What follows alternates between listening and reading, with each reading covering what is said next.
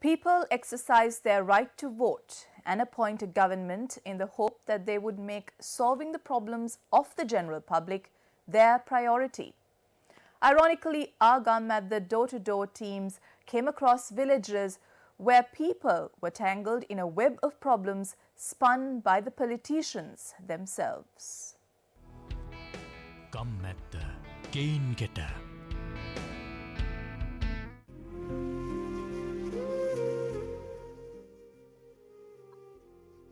The history of the village Diagaha in Matara had been a very prosperous one, with timely rains, tanks brimming with water and barns of full harvest.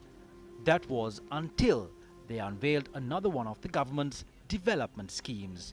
Now the villagers are faced with a very disappointing present. The government planted acacia and pine trees around the village.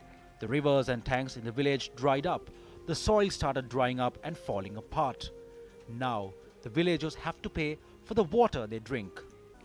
When the Gammadda teams visited the village of Moragakhanda, we were greeted with a sight of dilapidated houses. The landslide which occurred in 2016 buried everything the villagers owned. 23 people from the 30 families who live in this family lost their lives. 14 people of them were buried alive.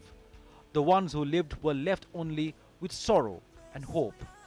In the village of Eratna in Kuruvita Ratnapura, when it rains, most of its roads turn into miniature rivers. Only the elders of the village know that 3 kilometers of the road that leads to this village was once laid with asphalt. The children of this village are unaware of this. These 1,000 families who live in this village have lost count of the times they requested a proper road from the authorities.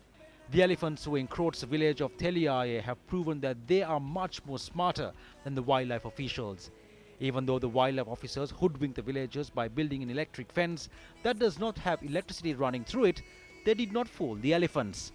As a result, the elephants have to put in no effort to enter this village. Gammadda Gammadda.